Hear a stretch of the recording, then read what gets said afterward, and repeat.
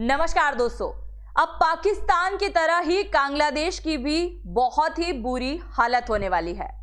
आप सभी को याद होगा कि पाकिस्तान को ऐसा लगा करता था कि चाहे कुछ भी हो जाए, हम कितने भी आतंकवादी भारत की तरफ भेज दें, कितना भी भारत को जम्मू कश्मीर के मामले में परेशान कर ले, चाहे कुछ भी हो जाए, भारत सिंधु नदी का पानी तो उनके लिए कभी नहीं रोकेगा।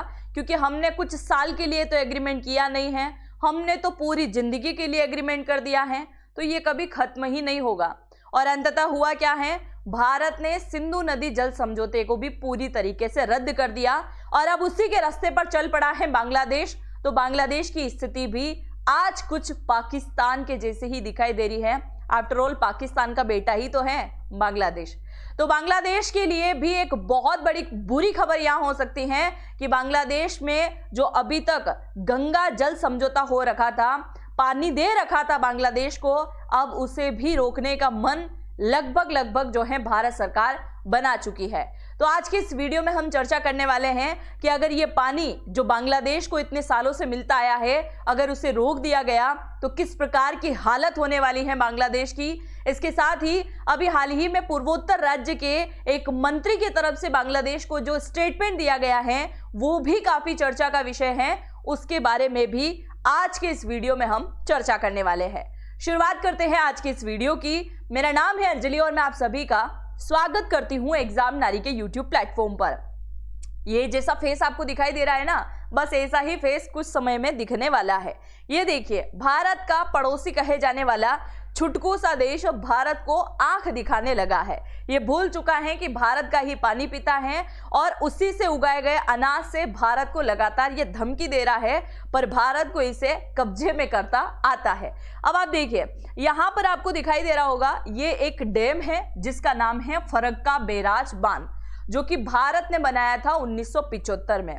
ये बांध जैसे ही बना दिया गया था, बांग्लादेश का पानी एकदम रुक चुका था और उसकी वजह से शेख हसीना बहुत परेशान हुई थी और उसी शेख हसीना के आग्रह पर भारत ने इसको पानी देने का काम किया। अब ये संधि हो चुकी थी कुछ समय पहले, मैं आगे आपको पूरी डिटेल से समझाने वाली हूं। अब वही संधि रद्द करने का समय आ चुका है और अगर अब भारत पानी नहीं देगा तो बहुत ज्यादा किल्लत होने वाली है बांग्लादेश के अंदर। अब आप यहाँ पर देखिए, ये जो आपको फरक्का बैराज बांध दिखाई दे रहा है, ये कहाँ बना हुआ है, हमारे भारत के पश्चिम बंगाल राज्य के अंदर इसको बनाया गया था 1975 में। भारत सरकार की तरफ से बनाया गया था। क्यों बनाया गया इस बांध को? क्या बांग्लादेश का पानी रोकने के लिए बनाया था? नहीं, हमारा कोलकाता बंदरगाह जो है उसके ऊपर गाद बहुत ज्यादा जम जाया करती थी और जैसे ही गाद जमेगी तो यहाँ पर जो बड़ी बड़ी जहाज आते हैं, जो व्यापार करते हैं, उनको निकलने में बड़ी कठिनाई होती है और पानी का स्तर बढ़ाने के लिए वहां पर क्या कर दिया गया, एक बांध बना दिया गया। जैसे ही भारत सरकार ने यहां बांध बनाया तो उस समय बांग्लादेश के अंदर यानी 1975 में बांग्लादेश के अंदर सरकार हुआ करती थी शेख हसीना की। शेख हसीना वहां की पीएम थी। बहुत बुरी तरीके से घबरा गई कि आपने पश्चिम बंगाल के अंदर जो है क्या कर दिया, बांध बना दिया और आपने जैसे इस बांध को बनाया है, बांग्लादेश की तरफ आने वाला पानी लगभग सा रुक गया है और जैसे ये पानी रुका है, हमारी खेती पर बहुत बुरा असर हो रहा है। लगातार जो है खेती वाली जमीन जो है अनउपजाऊ बनती जा रही है, सूखे का सामना हमको करना पड़ रहा है, नदियां सुखाती जा रही हैं, मछली पालन जो हम करते हैं उसके ऊपर भी बहुत बुरा प्रभाव है और साथ ही बांग्लादेश की जो जनता पीने का पानी यूज करती है वो भी गंगा नदी का ही पानी है और अगर आप इसे रोक देंगे तो बांग्लादेश बुरी तरीके से प्यास से मर जाएगा। तो मेरा भारत सरकार से आग्रह है कि जल्द से जल्द हमें भी पानी देने का कष्ट करें और अगर आप इसी बांध को रेगुलर लेके चलेंगे तो बांग्लादेश पूरी तरीके से खत्म हो जाएगा। आज बांग्लादेश बना है वो भी आपकी कृपा से।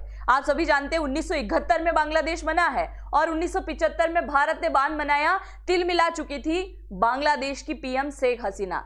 शेख हसीना भारत आती हैं, बार बार आधिकारिक यात्रा करती हैं और बार बार भारत सरकार के सामने आग्रह करती हैं कुछ भी करके हमें पानी देने का कष्ट करें।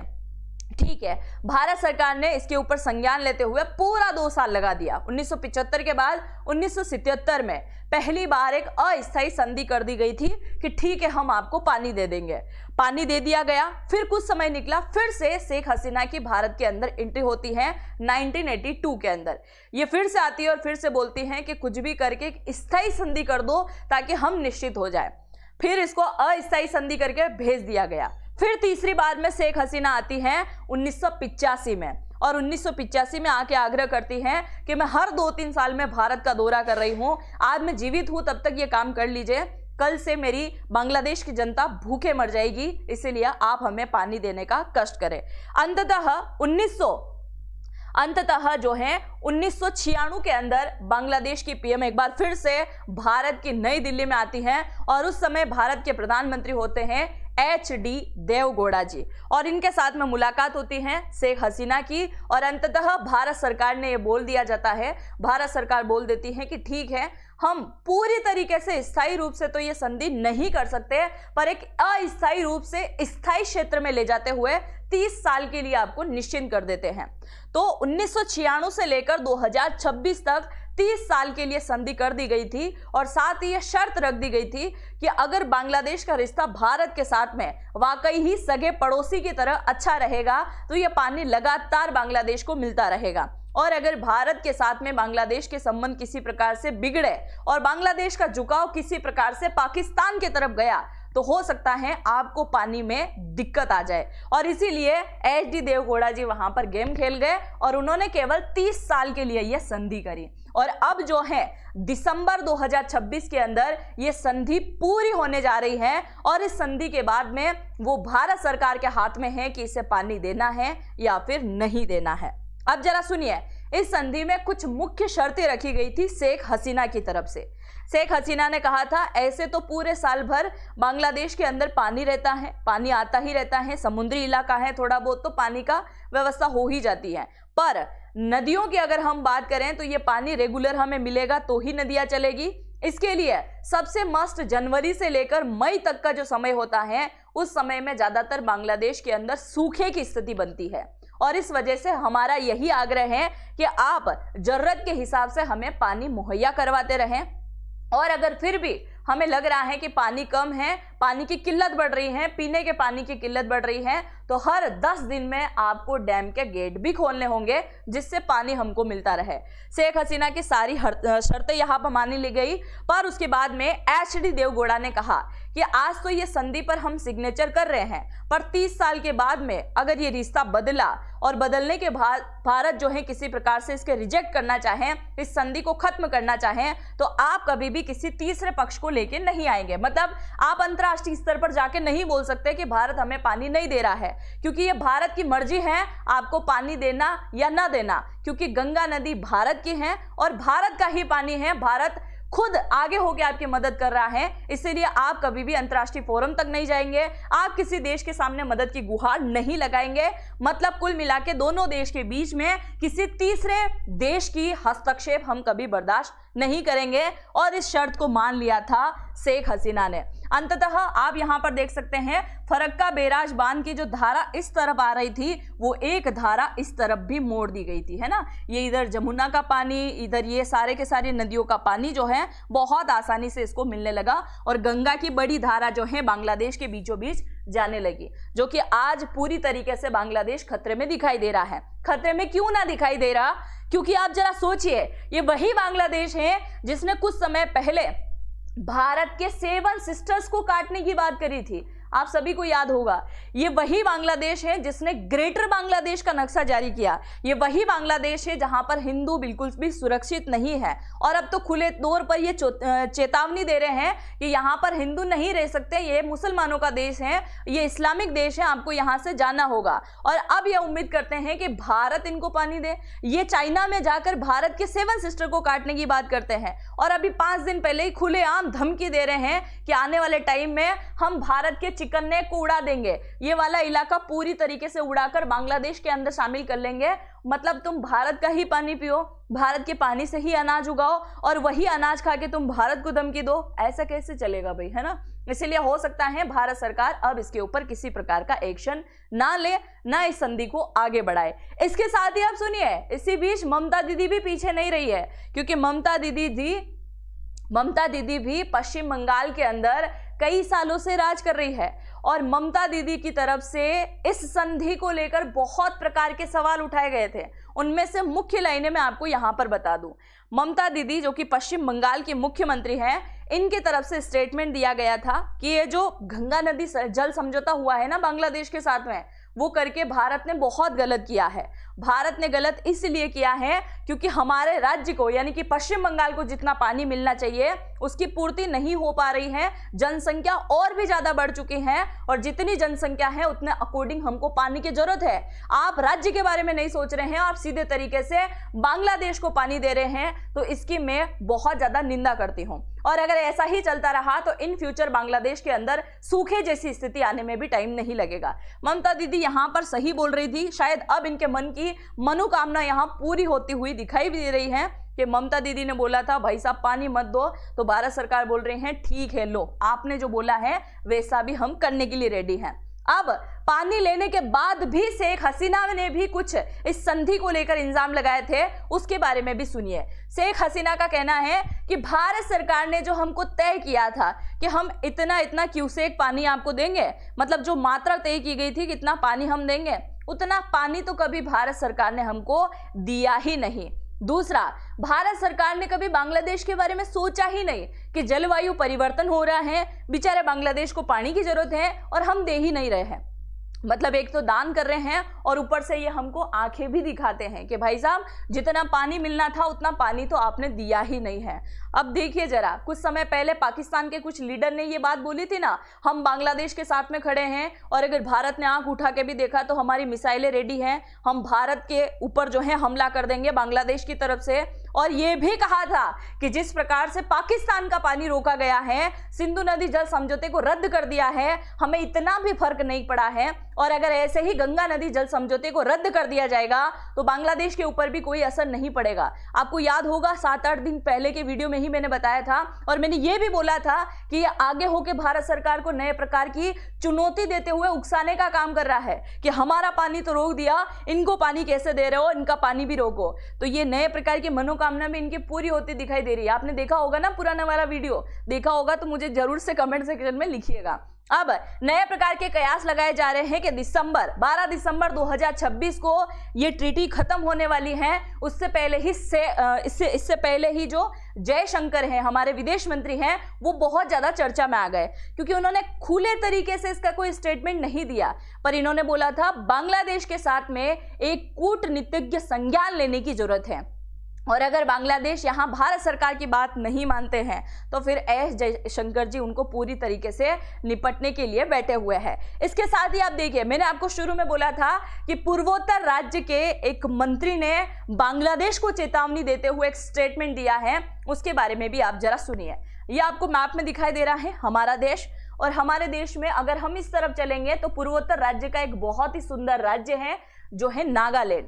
नागालैंड के पर्यटक मंत्री यानी कि टूरिस्ट मिनिस्टर जो हैं, इनका नाम है तेजमेन इमना। इनको आपने कई बार इंस्टाग्राम पे, फेसबुक पे जरूर से देखा होगा।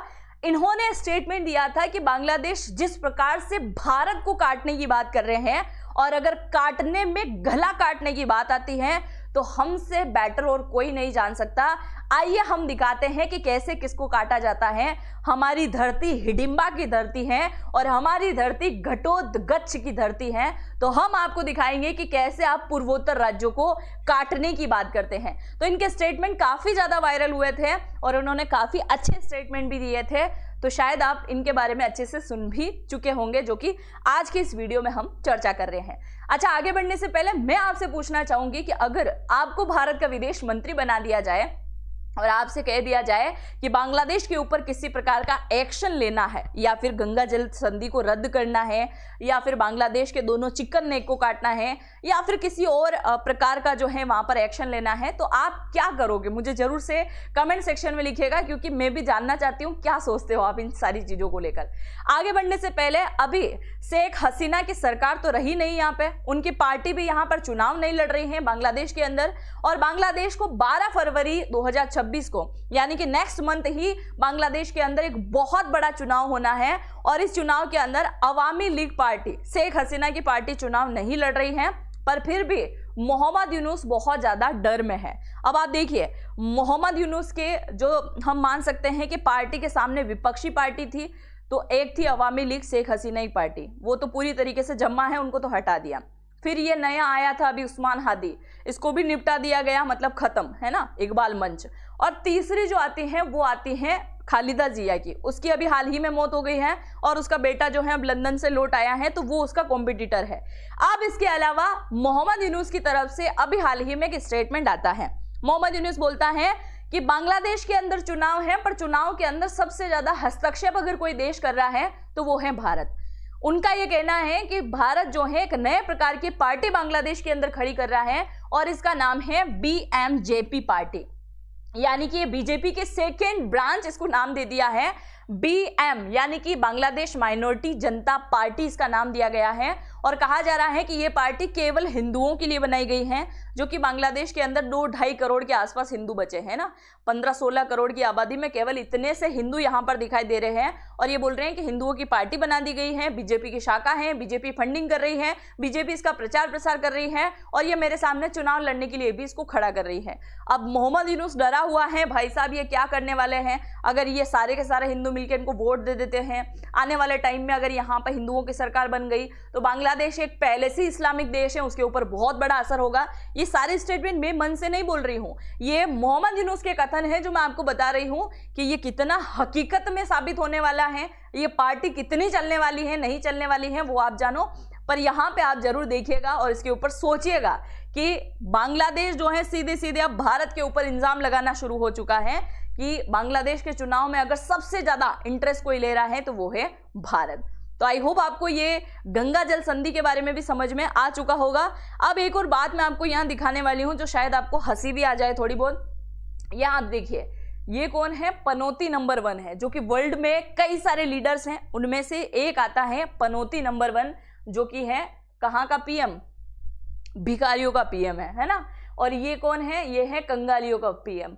तो बांग्लादेशी और भिखारी दोनों ने हाथ मिलाया, दोनों की ही नैया लग गई, इनका भी पानी रोक दिया, इनका भी पानी रुकने वाली बारी आ रही है। छोड़ो, अब इसी भिखारियों के प्रमुख की अगर हम बात करें तो मोइजू के साथ में हाथ मिलाया था, और मालदीव के राष्ट्रपति है, जानते हो नहीं जानते हो, इसके ऊपर भी जो है नैया लग गई थी। लक्षद्वीप पर मोदी जी थोड़े से चल लिए थे और ये जो है बोल रहे हैं कि मैं तो भारत में रोड शो करूंगा, भारत वालों को बताऊंगा कि मालदीव कितना सुंदर है, घूमने के लिए आ जाओ भाई, मैं आपको बुला रहा हूं। और ये कुछ समय पहले बोलता है कि भारतीय लोग बड़े गंदे होते हैं, भारतीय लोगों में सफाई का कोई ध्यान नहीं रहे, बड़ा गंदा देश है भारत, भारत का ही खा के भारत को आंखें दिखा रहा था। इकोनॉमिक हो गई ना डेढ़, हो गई कि नहीं हो गई, खत्म हो गया काम। इसके अलावा ट्रंप चचा की बात करें, ट्रंप चचा बड़ा उछल रहा था, भारत की तरफ जो है हाथ ना मिलाकर किसकी तरफ हाथ मिलाया, इस भिखारियों के प्रमुख की तरफ हाथ मिलाया, और एपस्टीन फाइल का खुलासा हुआ, जिसकी वजह से यहाँ पर नए प्रकार की नारेबाजी शुरू हो गई। यहाँ तक कि इसके खुद के जो संसद में बैठने वाले एमपीज जो हैं वो खुद इसका साथ नहीं दे रहे हैं, भाई ये भी निपट लिया।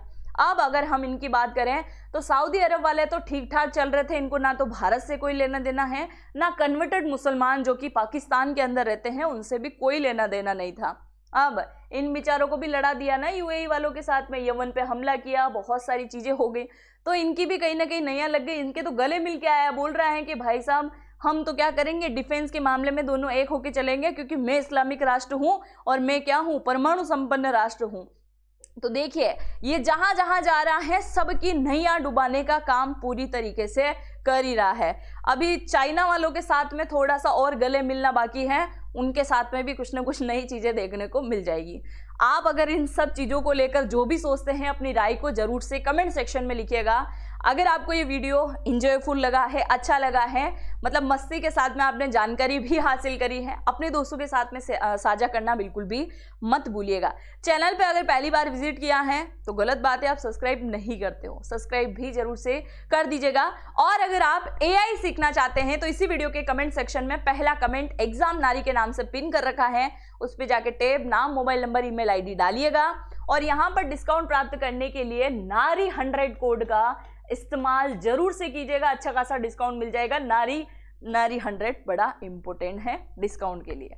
बहुत बहुत धन्यवाद। और अगर पहली बार आए हैं तो सब्सक्राइब भी कीजिएगा, कमेंट भी कीजिएगा। बहुत बहुत धन्यवाद। मिलते हैं नेक्स्ट वीडियो में। जय हिंद, जय भारत।